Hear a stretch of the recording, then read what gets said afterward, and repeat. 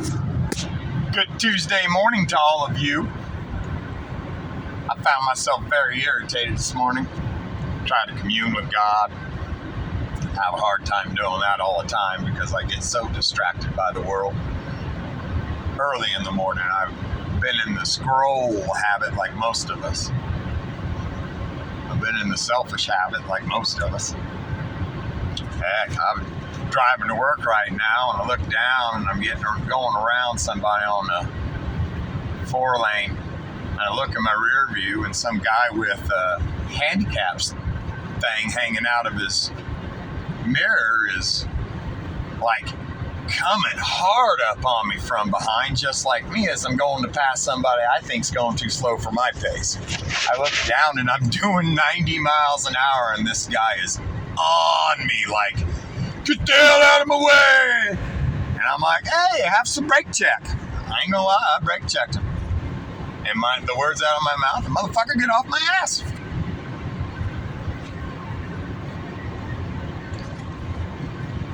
And why am I in this mood? Because something keeps revisiting me. Something about Numbers 5 and this new, stupid argument that atheists and Christian discreditors. I mean, how could you be an atheist and argue that God's unjust? He don't exist, you dumbass. You dumbass, he don't exist in your mind. So why are you trying to convince me that I'm following an unjust God who gave a potion for abortion? What type of stupid idea is that? Numbers 5. Test of the bitter waters for the unfaithful woman. If you go to start to read that in an old version of the Bible, not these new versions of the Bible, because these new versions of the Bible decide to add to it. To decide that the limb is the womb, and she will vacate the impure consecration of a child. And you need to really read, always read the before and afters of a verse in the Bible. It is not a one-sentence menu. You can't pick and choose. I'll have 3 French fries and 4 chicken nuggets. And no, you can't. It's a smorgasbord. It's a full meal deal. You have to read it all. Where to start, I don't know. Start in Genesis, and I don't care how bored you get. Just keep going. I can't stand a minister who will have you jumping all through the Bible to prove a point that don't exist. So I'm going to talk about the test of the bitter waters because it's used several times in the Bible for several different reasons. And every last reason is no proof. So let's talk about the unfaithful woman who may be carrying the child of another man. The man has no proof. You go ahead of that. Before that, the man has no proof that his wife has been unfaithful. He's just a jealous asshole. So, having no proof and unable to shake the feeling that his wife has been unfaithful and the child she's carrying is not his, he takes her before the temple. And they give her the test of bitter waters. And if she is clean and it is his child, she is blessed. And if she is unclean and it's not her child, she loses a limb.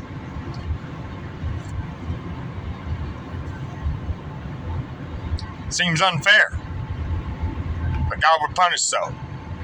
And then now these new abortionist people, which sickens me because there's only 140 million babies born in the world per year as of 2021. 140 million babies born. But there's 73 million reported abortions in 2021. That's a third of the babies brought into the womb ripped out by selfish people. At my tax dollar because I live in Illinois. Yeah, I travel state to state. I love coming through St. Louis. Nothing makes me feel better than when I return to my home state and the first thing I see on the billboard is, "Welcome to Illinois, where you can get a free and legal abortion." Yes! I get to pay to kill babies? That's great. I love that. How sick a fucking world is it where people feel that way? I don't feel that way. And there is no abortion in the Bible that is ever condoned by God. Matter of fact, God's chosen people of Israel, you can find them in the Bible wiping out entire cultures. Man, woman, child, slave. That's right, child. Why? Because that culture was so evil that those kids were dead anyway. Those people were literally taking their firstborn child and slitting its throat as an offering to their God. They were lost. They were not allowed. They were to be eradicated. So they did not eradicate you. There's a lot of law in the Bible, and everybody like, wow, he's tough on his people. No, he was protective of his people. People roll their eyes at kosher law. I wanted to say culture, but kosher law. Kosher law was designed to protect them from trichinosis and all those other parasites and diseases and illnesses you could get. You were not supposed to be eating lobster out of the sea. Why? Because you got to take a lobster and drop it in a pot and boil it alive in order to eat it and not get sick. And they didn't have that. They didn't have that knowledge. You eat that lobster, you die.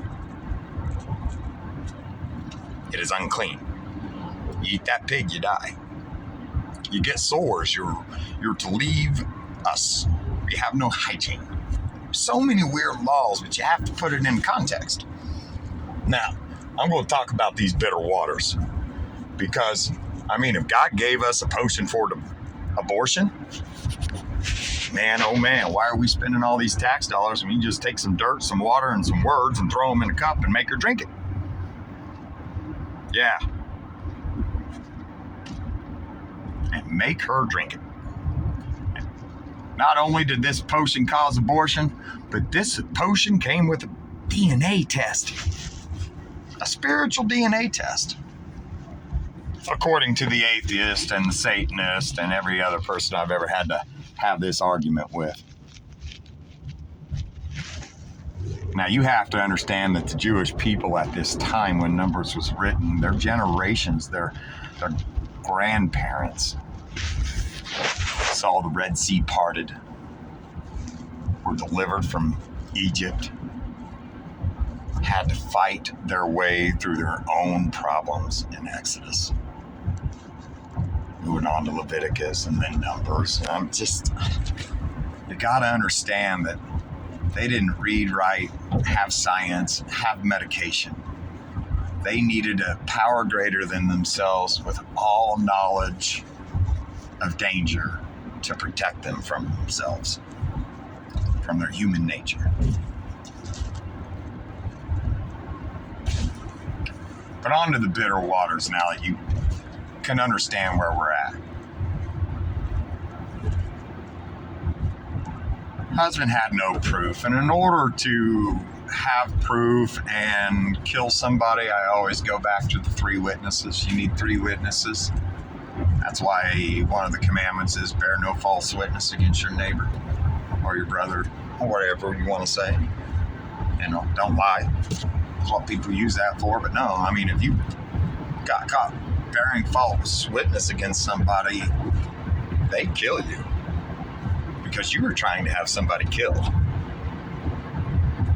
and you were lying to do it. So,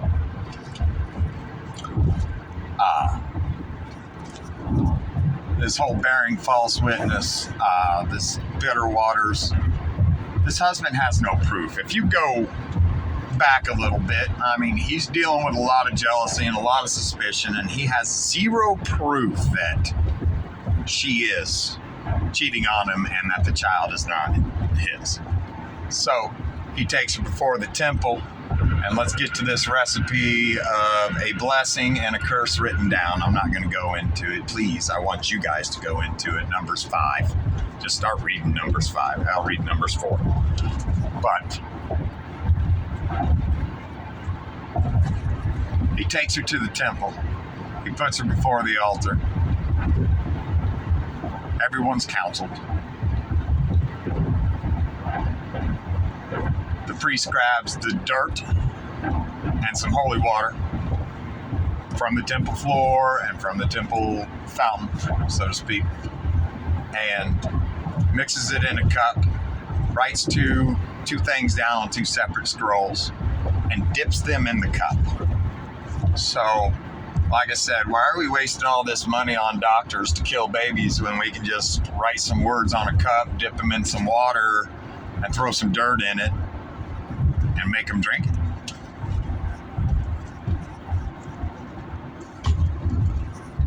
Now, if there be something immediately upon drinking it, she loses a limb.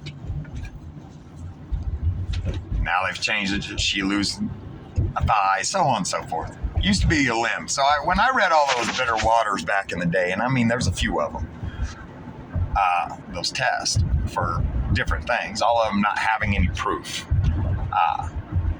I'm guessing these people who saw the Red Sea parted and were commanded to wipe people out and were commanded to do this and commanded to do that and shuddered and feared at what was going on the mountain and how Moses could only go up there. I believe his brother went up there too. And they wrote the law and came back down. They were terrified of it. Whatever it was, God. The one they dare not speak his name. The one they dare not hear. We cannot look upon thee or hear thee or we will shatter. They feared what would happen.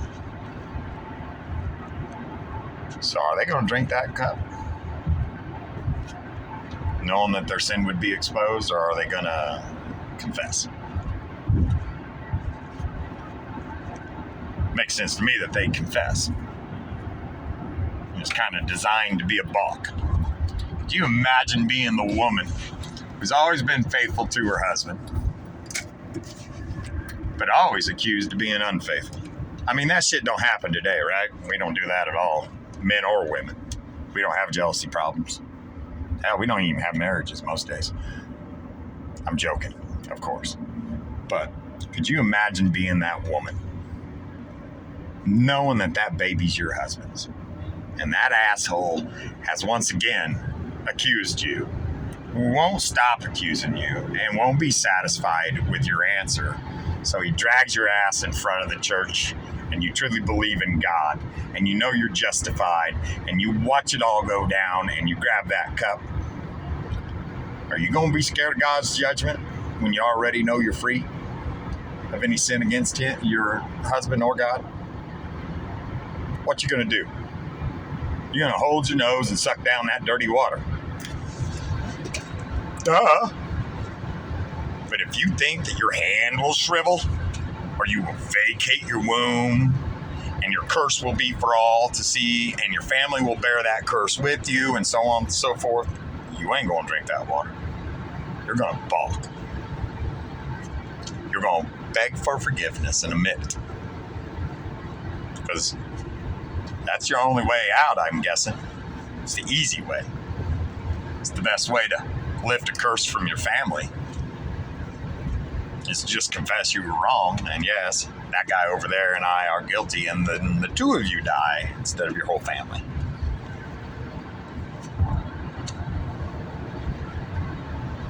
I mean, I don't know. I find all sorts of funny little arguments walking as a Christian in my life, like, well, why is it that God can force a rapist to marry his rape victim because her daddy said so? You fucking idiots. I don't know where you pick that one up, but when I go read that, I see several other laws before and after about sex. And every last law broken when it comes to sex. And let's talk about sex in the Bible. They didn't call it all these different words. They pretty much had that which was condoned by God and that which was not. That which was not was pretty much one word because they were limited. They were day, year, month. It all meant the same to them. It was all the same word and needed a little bit of context along with it for the other person to understand. One word for time.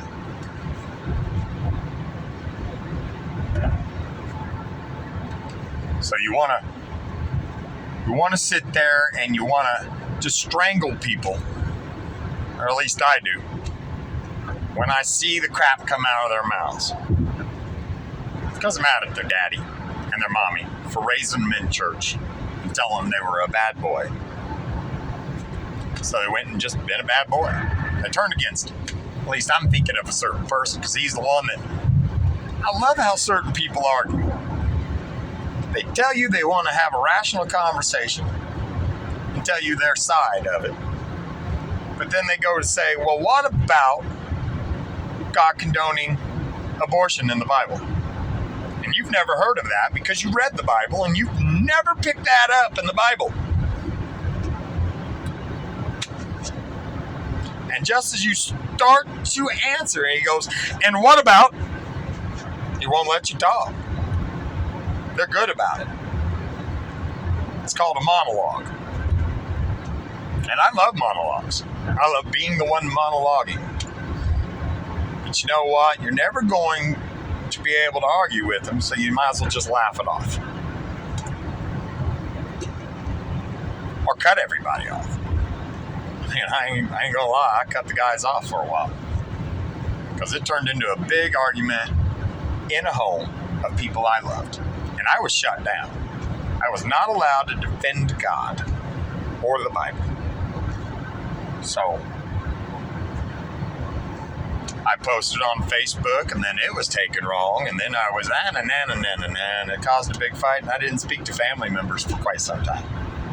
And I was fine with that. You know why I was fine with that? Because I will dust my feet of anything that is not of Christ. If you reject me and my delivering of the gospel and you tell me Jesus ain't welcome here, then me being a vessel of Christ who lives inside me, guides me, loves me, comforts me, beats the crap out of me when need be. Well, if he ain't welcome, I can't come. I can't.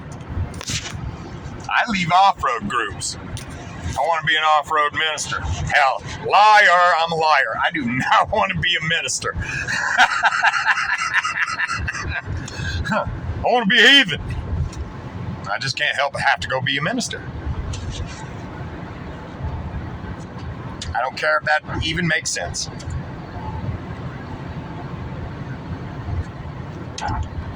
All I know is God will never condone his own creations. He will never condemn them. He will chastise them through love because he's a loving father.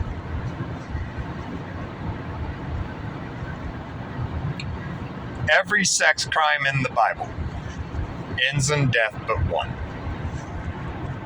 And that is where, for some reason, they've decided rape is going to be the word. And he who rapes another man's daughter and robs him of the wealth of his daughter's chastity will be either killed, sent home to his family for his whole family to bear the curse, or be forced to marry and pay back the wealth of her chastity. That sounds horrible. How could you force a woman to marry her rapist? Well, thou shalt not rape.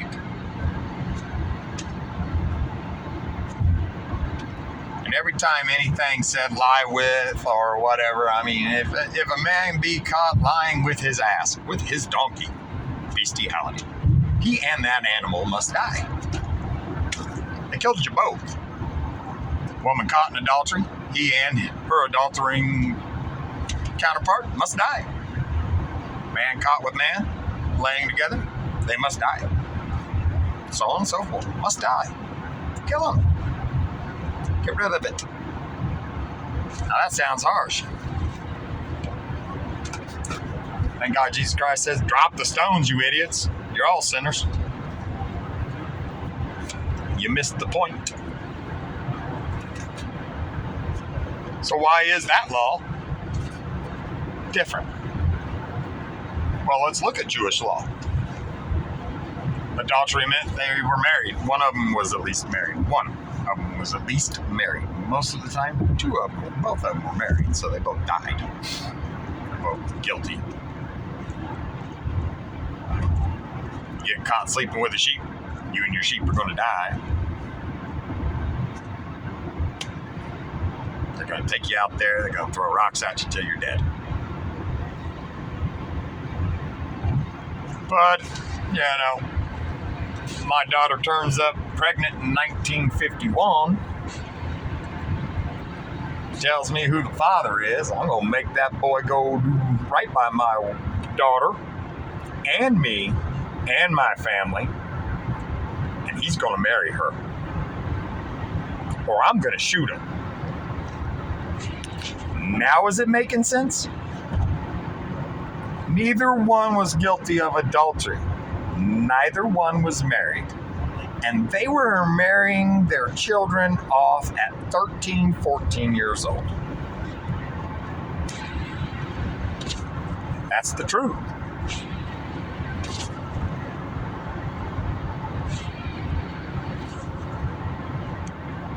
So 2 kids got caught having sex, and they're going to get married. And the man in that part of it, that's right, the man, because you were a man at 14, bar mitzvahs, circumcisions, welcome to a man's world. You've hit puberty and therefore can breed. You need to follow your first commandment from God, which is go forth and multiply. It seems though you couldn't be patient enough, and you couldn't honor your mother and father's wishes and marry who they would like you to marry for the benefit of the family. You're going to marry each other. You are. You defiled my daughter and her chastity. You decided to steal it.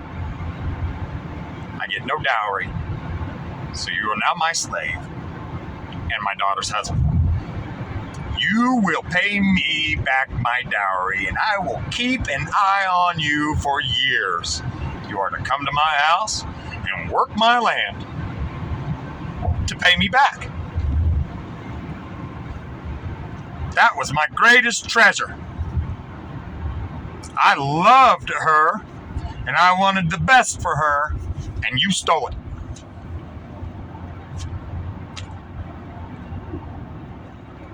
And I'd like to tell every last one of these naysayers that like to bash the Bible and the law from the past. And it's tough to try and explain that stuff because no one wants to tell you about it. But man, I went to Google while I was driving, unfortunately. And all they want to talk about when I say tested the bitter waters for an unfaithful woman? They want to talk about how God condones abortion. Man, there's about 80 articles. Wikipedia. All these non-Bible websites have the monopoly now. Because this is the end. It is, man. I'm not saying it's here, but I am telling you, watch out. Every time I get worried that we're about to see the rapture, for you Christians, you know what I'm talking about. Every time I think we're getting close, a friend of mine reminds me they ain't rebuilt the temple yet, Toby. They haven't even started with the first brick. And remember, it all starts with the rebuilding of the temple. So I keep my eye out for that. I see all these things. When I was 6 years old in a Pentecostal church. I was told Jesus is coming back tomorrow.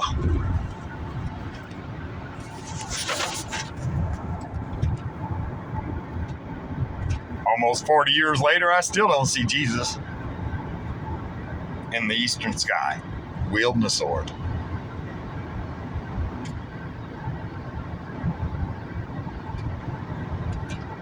You know, Paul the Apostle, who wrote most of the epistles, I believe is what they're called, all the letters to the different churches that he had helped create, he literally thought Jesus was coming back in his lifetime.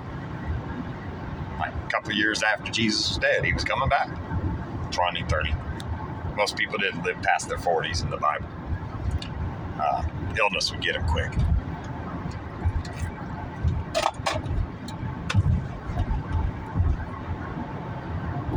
All I know is I get so upset inside my own head that I need to rant, I need to rave. My poor fiance. My poor dog. My dog hears me get loud and he runs because he's like, oh, Dad's growling. Dad's growling at Mom and I don't want to be in the middle of it. And I'm going, I'm not growling at Mom, I'm growling at you, Mom. But you don't understand that. I'm not yelling at you, I'm yelling to you. I just get so mad. I get so heartbroken. And I get so sick of it. The world has lost all common sense. You want abortion so bad that you're mad when we threaten it with turning back of the Supreme Court case, that you cry. How lied to are you? By the father of all lies, that you get upset that you cannot kill defenseless human beings at a whim. And then you get so mad and you dig deep inside the Old Testament to say, Jesus, no, Jesus wasn't even there yet. You're too stupid to argue the Bible. You're listening to some idiot on the internet, just like me. I am an idiot on the internet. I don't know it all. But I will tell you, I read enough of the Old Testament. All of it. A few times. I will tell you, I've got a brain that remembers stuff. I remember. I come off as what I come off as, but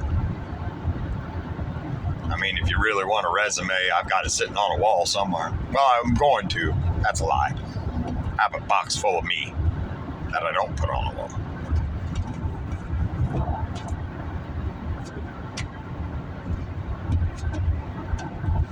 I have accomplishments I don't show.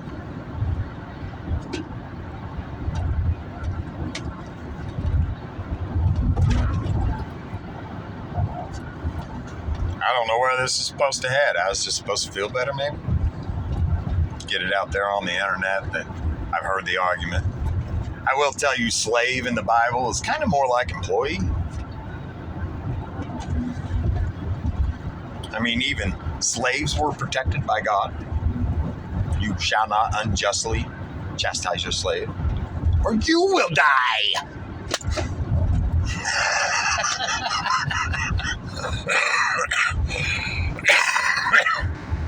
Every slave taken in Exodus is an addition to the family of the Israelites.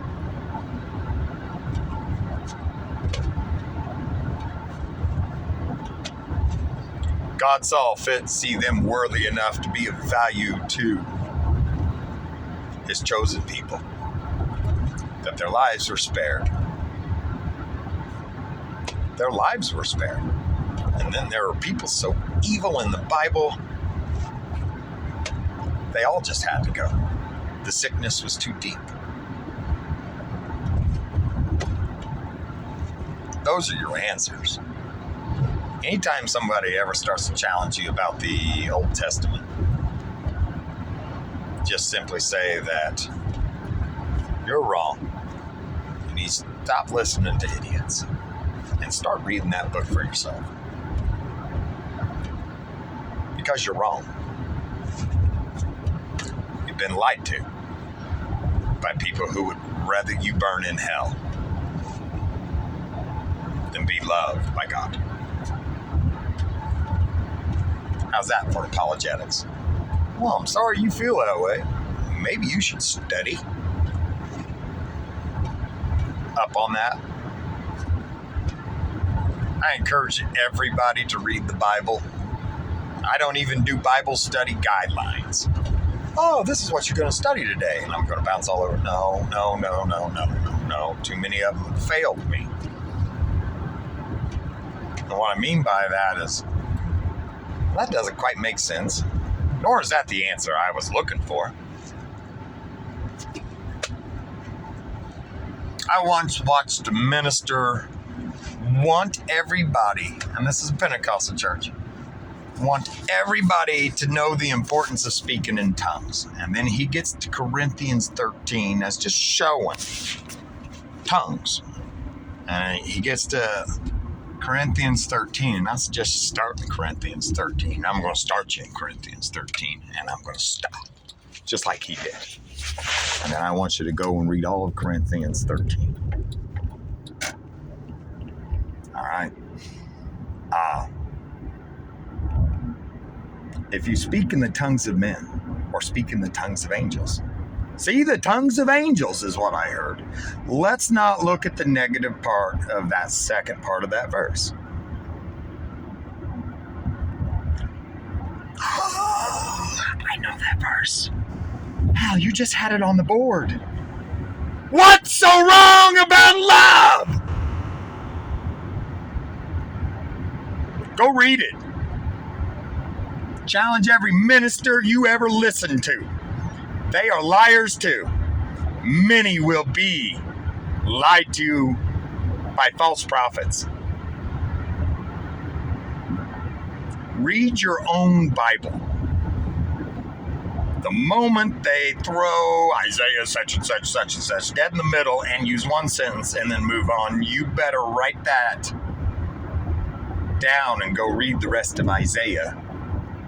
At least 6 or 7 sentences before and after. I suggest no one ever read the epistles. Sentence for sentence, verse for verse, whatever you want to call it. And go, oh, I'm at chapter 2, it's a new idea. No. It was a letter. One very long, well thought out letter. Its ideas didn't change, they flowed. You read Romans 1 through 3 as Romans 1, and then Romans 2, and then Romans 3, you're going to miss the point. But if you try and black out the numbers and just read the sentences and the words, forget that you turned a page. Just try and throw that out, that you were turning a page and it's time for a new subject. And realize you're still on the same subject, because it is the same subject. You're going to see the truth. Somewhere along the lines, people wanted to make it easy on themselves and throw their own spin into it. Somewhere. They stamp on the Bible every year with a new version. It's in the hands of men who would rather have power than glory. It breaks my heart. The versions just keep changing. Like literally when I read the King James Version and come across the test of the bitter waters, you know what I thought? If they failed, their hand would shrivel and fall off. I never once thought a baby would fall out of their belly. Where that came from is an evil, evil movement. Trying to validate the murder of the innocent. Now, I'm not pro-life. I'm not. I don't have a forgiving enough heart to allow serial killers to live. You're forgiven, now you're going to die. That's as far as I get with that. If you want to rape and murder people, eat their bodies, you must die. So I can't be pro-life. I just can't. I'm pro-forgiveness for all. But how dare you call a child of God a parasite? How dare you cry that you can't kill your young? How evil can you be?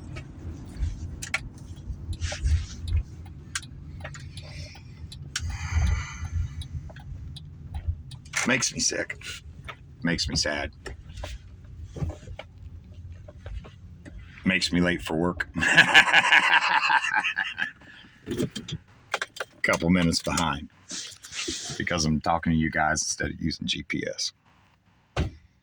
Pray for me because I need it all the time. Don't tell me what them prayers are. I hope I didn't do God an injustice in this. But if I did, I know He'll forgive me.